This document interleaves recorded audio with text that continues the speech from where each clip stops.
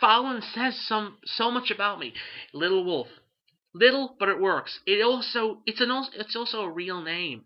This isn't like two words mixed together, like shadow lizard or great wolf. This is, in fact, I'm laughing at that because they're the names of friends of mine. But this is an actual name, and it works. Now, I'm interested to see what the spiritual people out there listening have to say about this, because my there's a spiritual person I've talked to, Nanny, and she believes in all this kind of thing, and she has opened my eyes to a few things. She has persuaded me in certain ways. I don't think I intentionally, but not that I. But then I put my own spin to it. For example, the whole spin on energy manipulation. She introduced me to this concept, and then I put my own spin on it, rationalizing in a way, making scientific sense of it. At least what I would believe would be scientific sense in that aspect.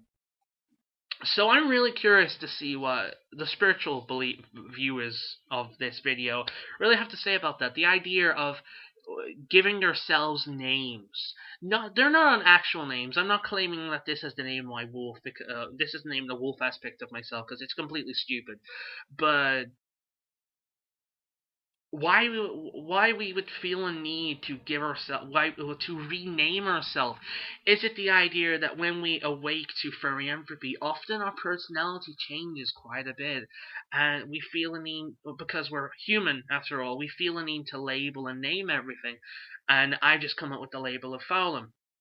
I found it by looking for names that meant wolf, and I came up with that. And it's brilliant. It sounds cool. It has a slight spiritual sound to it. Fowlin. It's cool. And it's a real name. And even though I'm not a spiritual person, I'm not a spiritual believing person. I like the symbolism. I like the aspect in art. You'll notice that when I personally make art or I create something, it often has a certain symbolism to it. And it often has a very maybe spiritual aspect to it. Even though I'm not a spiritual person, I like the symbolism. I like a symbol to have some kind of spiritual feeling about it, some mystical feeling about it. Um, and this is one of the things you can get from furry.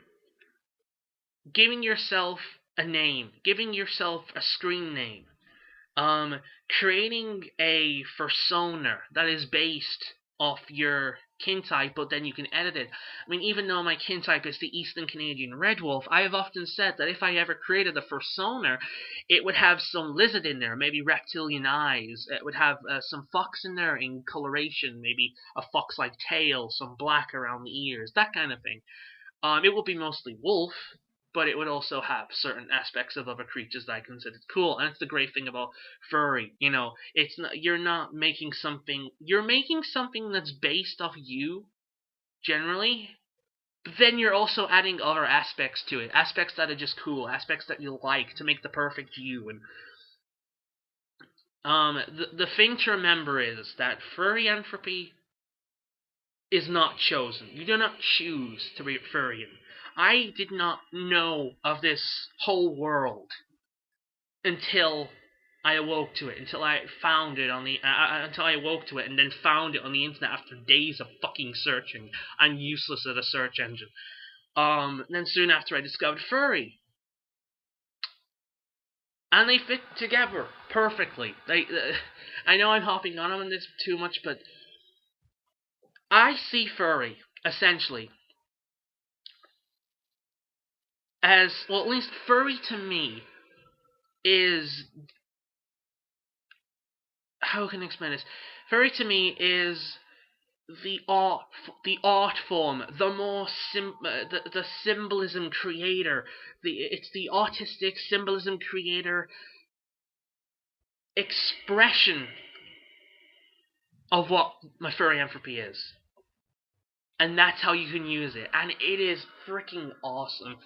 Um, if as a kin you will see artwork that is anthropomorphic, and you will most likely, whether you hate furry or not, you will fall in love with this image. You will see yourself in this image, and that is what furry that is part of the furry world, and I love it. Um. So yeah, I know this came off a bit preachy. I'm sorry it went on too long. I didn't really think I would make 2 videos out of it. But yeah, furry is essentially to me, it's the ground in which I can express my Therianthropy. It's also freaking cool. You will meet some of the nicest, most open-minded people in that community, more so than any other community. They're not all like that, obviously. You know, there's a few bad eggs in every basket, but you will find some of the most pleasant, open-minded, interesting people in the furry community. And as a kin, there are no better people to hang around other than fellow kin. And honestly, fellow kin tend to annoy me more than furries. So yeah, this is been Furry from Andrew H, giving you your much needed braingasm. Want to participate and have your own kin videos up on the page? Then send them along with title and tags and possibly description and link to your own page to TheriKiNexusvids@hotmail.co.uk. Videos can be about anything otherkin, furry, and all vampire related.